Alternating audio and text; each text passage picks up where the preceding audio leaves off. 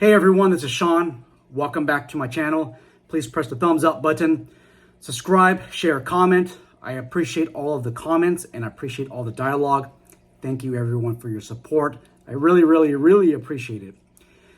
Today's shout out goes out to TAC 11. Thank you TAC 11 for sponsoring today's video. Thank you for sending over this awesome shirt. If you're interested in purchasing armor plates for your carrier, or you're interested in purchasing the noontime or other types of carriers to hold your plates, make sure that you guys visit TAC 11. Anyhow, let's get started with today's video. I want to talk about when you should apply handcuffs as a private security officer. And this video pertains to those of you who work contract security, and more so for the non-government accounts. Because let's just say this, for the government accounts, there's a lot more authority that you have. This is for your non-government accounts. The first question that you have to ask yourself is this person under private person's arrest? If the answer is no, then you might want to think otherwise about applying handcuffs. That is the primary question you have to ask yourself. If you are in California or you are in Nevada, you do not have any special powers of detention. So basically, what a detention is when you prevent somebody from leaving. You're restricting their liberty for investigative purposes. That is a detention.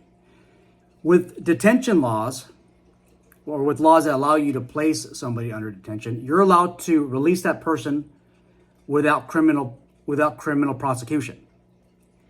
If you're in California or in Nevada, you do not have that authority. If you're in all of the other states, you probably don't have the authority to detain.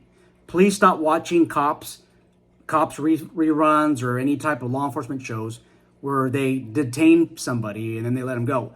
You do not have the same powers in most circumstances as law enforcement. You have to carry on with the arrest. If you physically touch somebody, that is considered a battery. However, there are a lot of exemptions. One of those exemptions are placing somebody under a lawful private person's arrest. That would be an exemption. It doesn't say placing somebody under private person detention. No, it's an arrest.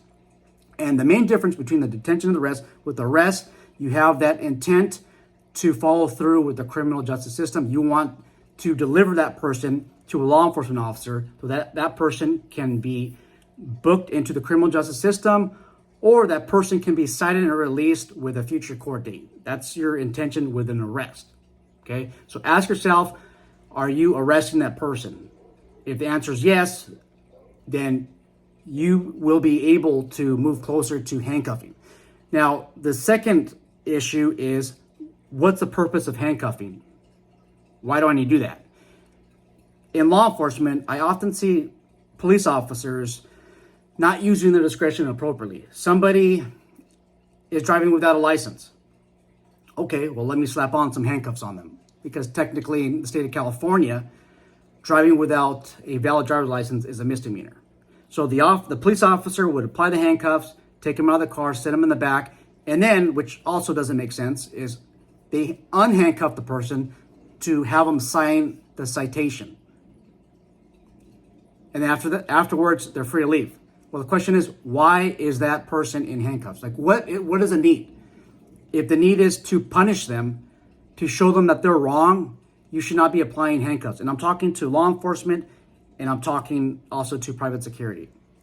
It's not a tool to punish people. If you're slapping on handcuffs on somebody, and actually that's the wrong term. If you're placing handcuffs on somebody, the intent should not be to punish that person for shoplifting or some other type of crime. Okay? The reason that you want to apply handcuffs, okay, should be because that person is maybe a flight risk. So maybe that person is going to flee justice. Maybe you were intent on putting that person under private person's arrest, and you believe based on their prior behavior that they're a flight risk, then I could totally understand putting handcuffs on that person. Now, also, if that person is a danger to yourself or other people. So if you believe that that person could end up punching you, hitting you, striking you, assaulting you based on previous behavior, then I certainly would put on the handcuffs on them. Now, remember, you don't always have to put handcuffs on anybody. And if you do that, and if you put handcuffs on somebody and you do it wrong, you can actually cause ligament damage here, cause damage to the wrist, bone structure, muscles, and sometimes that damage is irreversible. Okay, so that's another reason why I would not want to put handcuffs on somebody. Now, if you own a security company, you manage a security company, you're going to have to ask yourself, okay, well, I have my officers carry handcuffs. Do they know how to properly use them? And if so, where did they get the training from? Okay, where did they get the training to apply the handcuffs? Because proper training will teach you to leave some type of a gap, okay, in between the area where you handcuff and then the actual handcuff portion. All questions to ask yourself.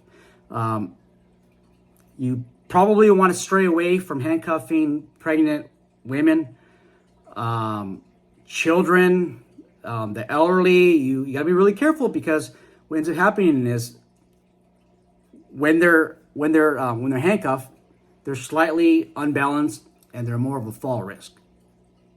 Okay, these are all questions that you have to ask yourself. Is it really necessary to handcuff?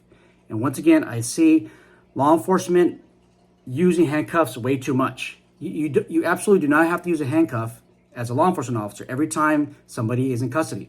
Matter of fact, Lexapol, which services the majority, Lexapol is a policy, law enforcement policy that I want to say many law enforcement agencies in California adopt.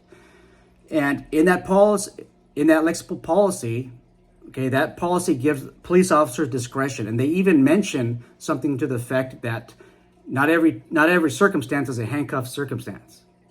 Okay, so if they're telling law enforcement, they're telling the police that in California, okay, just consider that there's a whole reasoning for that. Okay, there are some disadvantages. So once again, when should you place handcuffs on somebody? Number one, ask yourself, are you making a lawful private person's arrest on that person?